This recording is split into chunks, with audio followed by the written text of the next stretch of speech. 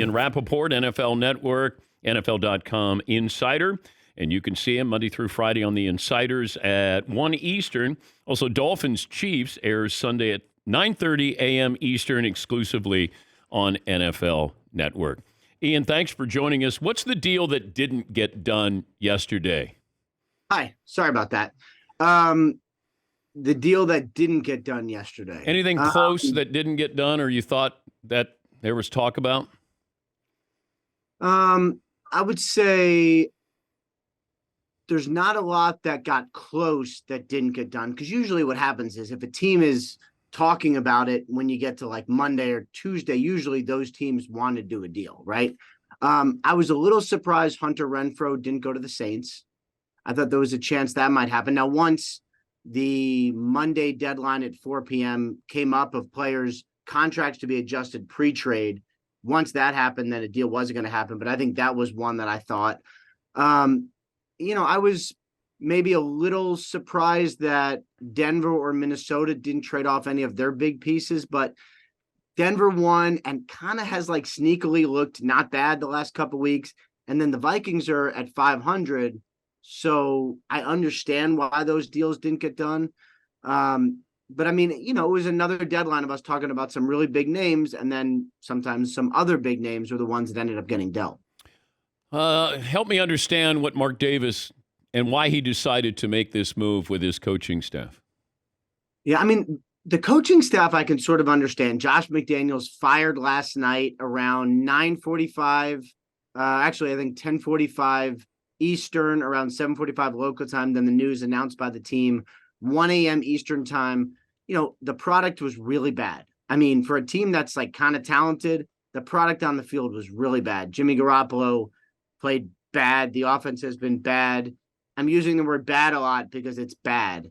And I think that for the coaching staff makes sense. So what went into Mark Davis's decision is he's been having meetings over the course of the last week or so, dinners, meetings, etc., with some of the key team leaders, Devontae Adams, Josh Jacobs, etc., and kind of getting an understanding of like the culture, the locker room, helping him inform his decision that ended up, leading Josh McDaniels to get fired. I was a little more surprised that the general manager, Dave Ziegler, got fired.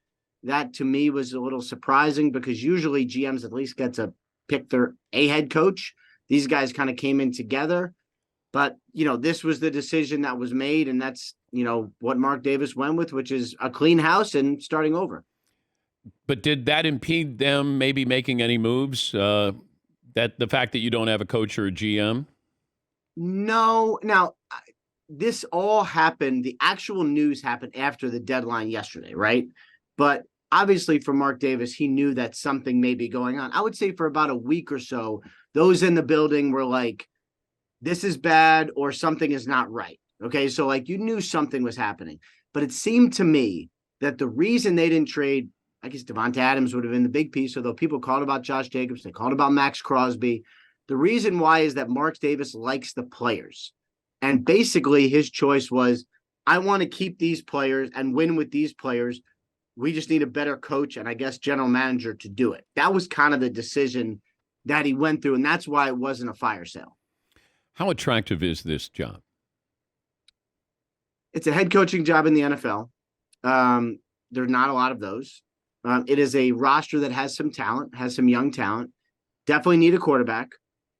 Well, I shouldn't say definitely. May need a quarterback. Aiden O'Connell is the rookie fourth rounder. He's going to start this week. He's pretty impressive. And there's some people that really, really, really like him. If he's the guy, if they find Kirk Cousins, whoever, then this is more attractive, right? But I would say, it's attractive in that there's pieces. I think what you're asking is, does Mark Davis make it more unattractive, right? I mean, is that fair? Yeah. And I would say every owner wants to win very badly. Like I understand, I think Mark Davis wanted to show more patience, but given with the product they showed on national TV, I understand why he did what he did with the coaching staff. Like, I don't think this is like a rash, non-thinking decision made by Mark Davis. I think it was a well thought out decision. What's Brady's involvement with the Raiders?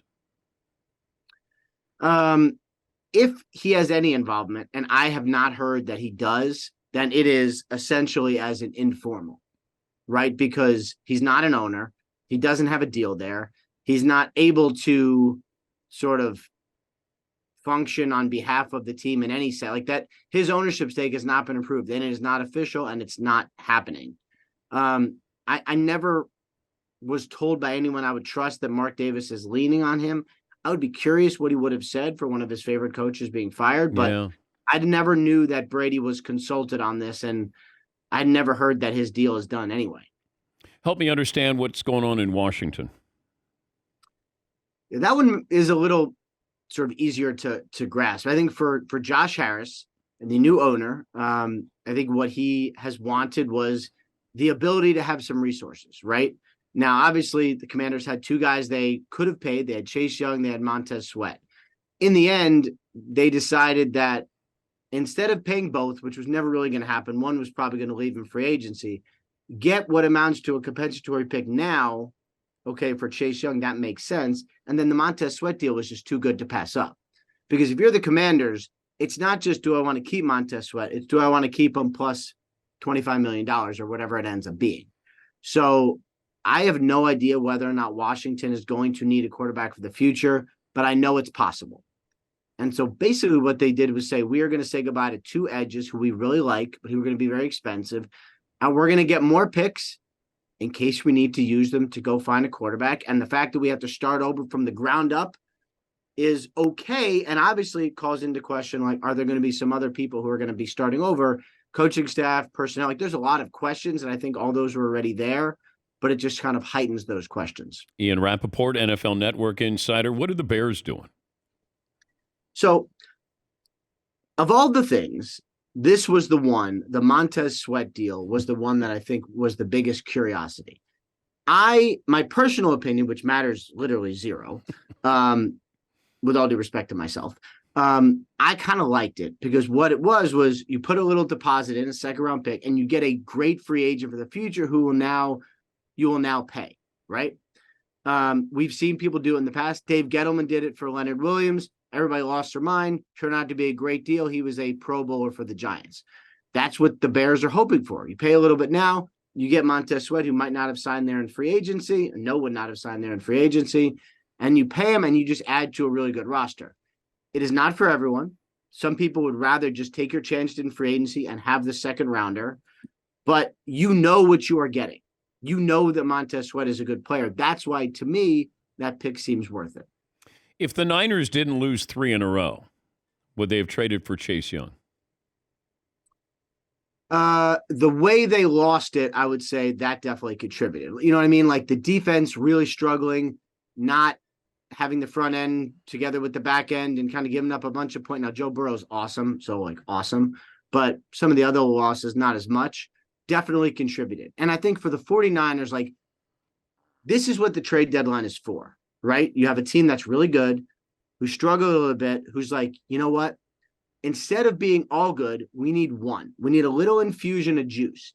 Remember a couple of years ago, the 49ers traded for Emmanuel Sanders, and he kind of like gave them that juice for the second half of the season. Like I could kind of see Chase Young being that. Like it's not like, okay, well now they have an edge presence opposite Nick Bosa. They're good. It's not like that. It's just sometimes new energy and new talent helps everyone. I think that's what they're hoping for. What's Arizona doing? They're waiting for Kyler. So the Josh Dobbs deal made sense because he was probably going to be the backup. So you get a little pick for him, lets him go start. Totally fine. I think they want to look at their young quarterback, which they're going to get, Clayton Tune. And that's cool. And they're going to see him this week. And then Kyler either plays a little bit this week, possible, or doesn't and just waits till next week. And at least Arizona gets a look at, do we have a backup quarterback for the future or not? The other thing is Kyler's been practicing it'll be 3 weeks and then it'll be 4 weeks before his start. So that's training camp. I think the most important thing for them is Kyler at 100% when he plays? And I think that's where he's going to be next week, assuming he starts. Good to talk to you as always. Know you're busy. Thanks for spending some time. Absolutely, man. Take care. That's Ian Rapoport, NFL Network, NFL.com National Insider. And you can see the Chiefs and the Dolphins.